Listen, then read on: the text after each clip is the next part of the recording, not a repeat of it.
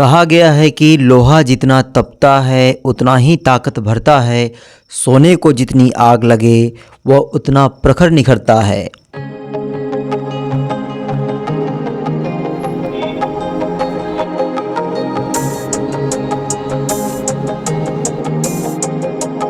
उपरोक्त तथ्य मोतिहारी वर्तमान एसीएमओ डॉक्टर श्रवण कुमार पासवान पर एकदम फिट बैठता है।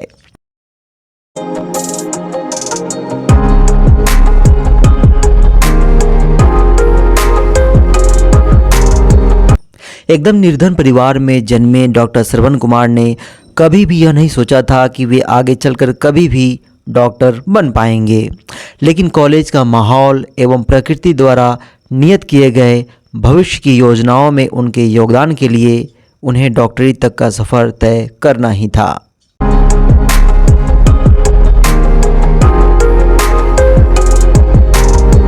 दरभंगा के एक स्थानीय प्राइवेट डॉक्टर के यहाँ कंपाउंडरी करके जीवन गुजर बसर करने वाले स्वर्गीय श्री नारायण पासवान ने कभी भी यह नहीं सोचा था कि एक दिन उनका भी बेटा डॉक्टर बनेगा और अपने घर परिवार सहित पूरे कुल खानदान का नाम रोशन करेगा।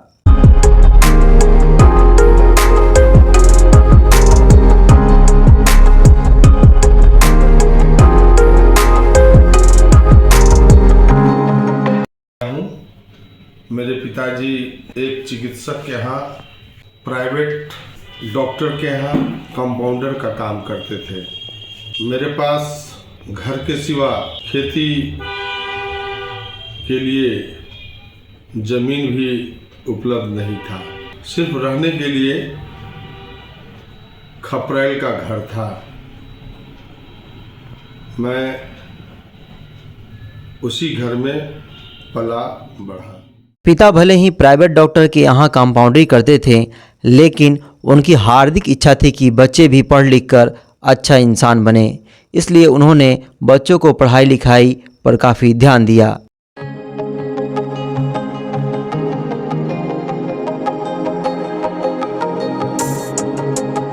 जहां एक ओर देश आपातकाल की बेड़ियों में जकड़ा हुआ था, वहीं दूसरी ओर एक युवक मैट्रिक पास किया। वह नवयुवक कोई और नहीं बल्कि डॉक्टर श्रवण कुमार ही थे। सन 1976 के पश्चात आपने राज हाई स्कूल दरभंगा में एडमिशन लिया। अपने घर से बोरा लेके जाते थे और वहाँ पे बोरा बिछा के पढ़ते थे। फिर जब हाई स्कूल की बात आई तो वहाँ एक अच्छे स्कूल में उसकी गिनती होती थी। नाम था राज हाई स्कूल। राज हाई स्कूल में मैं फुटबॉल के प्रति काफ़ी अपना समय दिया और फुटबॉल से ही उन दिनों अपने पढ़ने लिखने और ख़ास तौर पे कभी कभी तो खाने के लिए भी सोचना पड़ता था। ये फुटबॉल का ही देन है कि हमने कई जगहों पे उस समय फुटबॉल का एक खास महत्व था। लोग बॉरो खेलने के लिए ले जाया करते थे। राज हाई स्कूल में खेलकूद में फुटबॉल का काफ़ी अच्छा माहौल था। पैसे की तंगी से तो आप जूझ ही रहे थे, किंतु फुटबॉल खेलने वाले को नए ड्रेस, अच्छा भोजन एवं जीतने पर पैसे मिलते थे, जिस कारण इस खेल ने आपको इस ओर काफ़ी आकर्षित किया एवं देखते देखते आप एक अच्छे फुटबॉलर बन गए। सिर्फ इंटर स्कूल ही नहीं बल्कि Subroto Mukherjee football inter district खेलकर यूनिवर्सिटी के लिए खेलने के लिए आप कोलकाता गए। और जहाँ जाते थे खेलने के लिए वहाँ रात को खूब अच्छा अच्छा खाना खिलाता था। मटन था, चिकन था, मछली था, बहुत सारे चीज़ खिलाते थे। और कुछ कपड़ा जैसे लुंगी, गंजी, अंडरवियर ये सब भी वो लोग देते थे।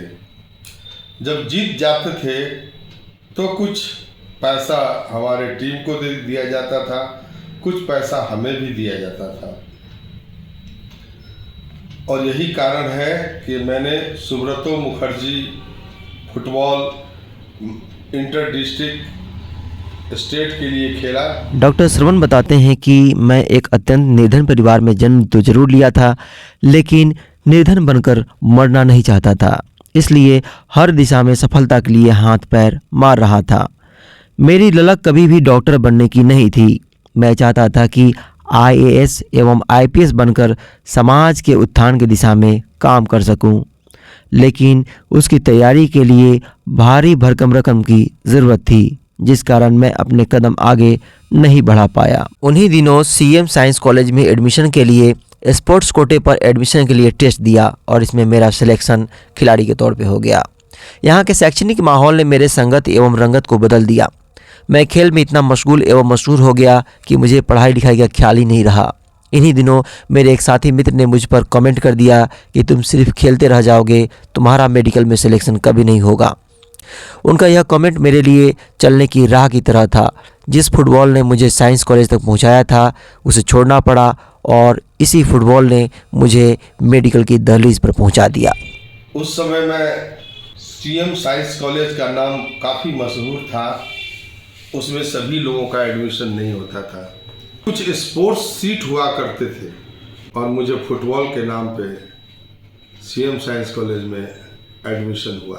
पढ़ाई लिखाई का एक वातावरण उस कॉलेज में इतना बढ़िया था। पहली बार मेडिकल की परीक्षा दी, मेरा नहीं हुआ और हमारे बैच की जो लड़कियां थी, लड़के थे, सभी बोलते थे कि तुम खेलते रह जाओगे, मेडिकल में तुम्हारा नहीं होगा।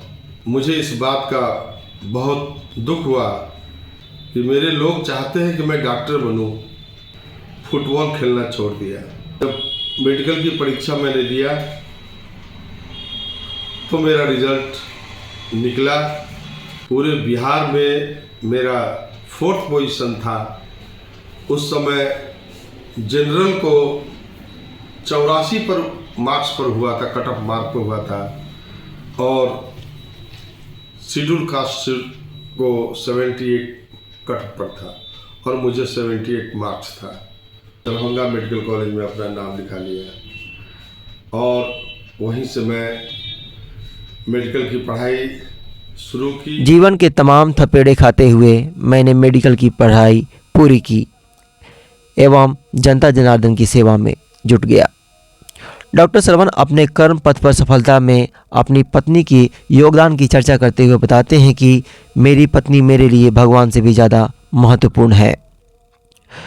मेरी पत्नी मेरे एक एक चीज़ का काफ़ी ख्याल रखती है। वह सही ढंग से मेरा साथ नहीं देती तो मैं स्वास्थ्य विभाग में इतना फ्री होकर सेवा नहीं दे पाता। यही मेरी शादी की कहानी है। जिसे चाहता था उससे शादी नहीं हुई और ये अरेंज मैरिज है मेरा। आज मेरी पत्नी मेरे लिए भगवान से भी ज़्यादा महत्वपूर्ण है, क्योंकि वो मेरा एक एक चीज़ का ख्याल रखती है। अगर वो सही ढंग से हमारा साथ नहीं देती तो मैं स्वास्थ्य विभाग में इतना फ्री होके अपनी सेवा नहीं दे सकता। और आज भी कोई मेरा सेवा करे या ना करे, मेरी पत्नी सबसे पहले मेरी सेवा करती है। आज भी उसे इंतजार रहता है कि मैं कब आऊँगा, मैं क्या खाऊंगा। कोविड-19 की चर्चा करते हुए डॉक्टर श्रवण बताते हैं कि कोरोना के दौरान दिन रात डॉक्टरी सेवा करते करते मैं स्वयं कोविड से पीड़ित हो गया था। कोविड पॉजिटिव होने के बाद जब मैं पहली बार घर गया तो पूरा परिवार लिपट कर रोने लगा। हालत इतनी बिगड़ने लगी थी कि मैं सोचने लगा कि अब मैं जीवित नहीं बच पाऊंगा। लेकिन उस दौरान परिवार में पत्नी बच्चों का काफ़ी साथ मिला। उन्होंने काफ़ी केयर किया। उन लोगों ने मुझे मौत के मुंह से खींच लाया। कोविड ने मुझे भी अपना मित्र बनाया। मैं दुनिया का समाचार देख रहा था, सुन रहा था और जब अपने खुद हो गया तो हम थोड़ी देर के लिए ठहर से गए। जिस दिन मेरा कोविड पॉजिटिव हुआ उससे पहले मैं यहाँ बहुत सारा काम कर रहा था। कभी बस स्टैंड में, कभी स्टेशन में, कभी अपने पीएससी के इर्द गिर्द एक दिन भी बैठने का काम नहीं किया। और जब मुझे खुद हो गया तो मैं घर गया, मेरा पूरा परिवार गले लिपट के रोने लगा और स्थिति धीरे धीरे हमारी इतनी बिगड़ने लगी कि मैं सोच रहा था कि अब मैं जिंदा नहीं रहूँगा। लेकिन मेरा बड़ा बेटा ऋषि, सबसे छोटी बेटी लक्ष्मी, पत्नी और भी बच्चों के द्वारा इतना मेरा केयर लिया गया कि जब मैं लगता था कि अब बेहोश होकर गिर जाऊंगा तो लोग पूछते थे कि पापा क्या हुआ। अब बोले कुछ नहीं हुआ, बहुत नॉर्मल है, कोई घबराने की बात नहीं है, हम ठीक ठाक हैं। लेकिन वो लोग समझ रहे थे कि पापा नहीं बचेंगे और मैं भी जान रहा था अंदर से कि मैं नहीं बचूंगा। 10 दिन के अंदर, 12 दिन के अंदर ठीक होके मोतिहारी आ गया। लोग मना करते रह गए, लेकिन हमने कहा नहीं, अब हम स्वस्थ हैं, हम जाएंगे मोतिहारी। हम आए और जिला पदाधिकारी उस समय शीर्षद कपिल साहब थे, उन्होंने मुझे बुलाया, कहा पासवान जी घर में जितना देर रहेंगे आप उतना बीमार रहेंगे, आप आ गए, चलिए आपको बहुत जिम्मेवारी मैं देता हूँ। उन्होंने मुझे नोडल बनाया और जितने भी बिगड़े लोग थे, जहाँ भी कोई गड़बड़ियाँ हो रही थी, सबको माइन्यूटली ऑब्जर्व करते हुए हमने सर को रिपोर्ट दिया। सर ने शाबाशी दिया। सर ने मेरा नाम, वो उस समय में जो बाहरी लोग थे उनको मिलना चाहिए खबर, उसके लिए भी मेरा नाम उन्होंने दिया। यहाँ के मजिस्ट्रेट लोगों के परिवार को कोरोना हो रहा है, उसका भी देखभाल करने का मुझे पावर दिया गया।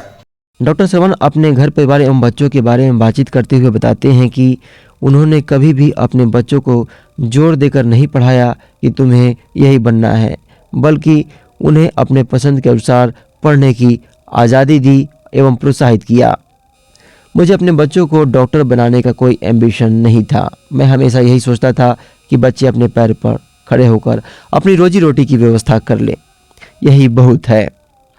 डॉक्टर श्रवण अपने संदेश में कहते हैं कि अगर कोई भी बच्चा 18 वर्ष तक ईमानदारी से पढ़ेगा तो 60-65 वर्ष तक आराम से खाने और खिलाने लायक हो जाएगा। मुझे कुछ भी रेडीमेड नहीं मिला था, मुझे सब कुछ स्वयं से करना था।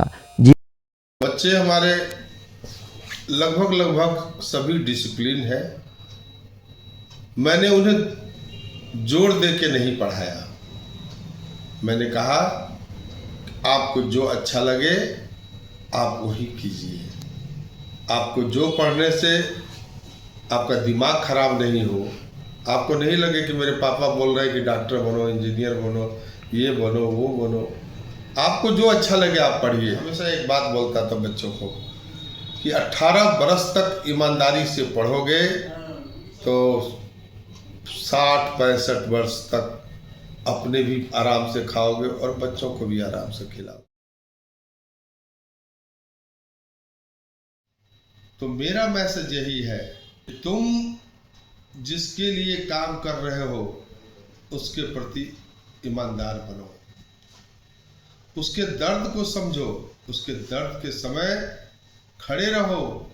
जब तक उसका दर्द दूर नहीं हो तुम वहां से अपना पाँव मत हटाओ। यही सच्ची सेवा है। किसी के प्रति, किसी के साथ हो तो बीच में उसे छोड़ो मत, जब तक हो उसका साथ दो, ढंग से उसका इलाज हो, समय से अपने नौकरी पर आइए, सेवा कीजिए। जब ये सब चीज़ आप में मौजूद रहेगा तो आपको किसी की आशीर्वाद की आवश्यकता नहीं होगी। ये आशीर्वाद आपको स्वतः ऊपर वाले से मिलता रहेगा। मैं जितना दिन आप लोगों के साथ काम किया, जितना दिन आप लोगों को डांटा, जितना दिन आपके साथ काम करते हुए कोई गलती हुई हो तो क्षमा कीजिएगा, पर आपको हमेशा मेरा दुआ आशीर्वाद बना रहे। एक छोटा सा गाने का मुखड़ा बोल के मैं अपनी बात को समाप्त करता हूँ। कितने भी तू कर ले सितम, हंस हंस के सहेंगे हम, पर प्यार न होगा कम, सनम तेरी कसम। Thank you. बस आपको, आपके प्रति मेरा प्यार कभी भी कम नहीं होगा। Thank you. Thank you.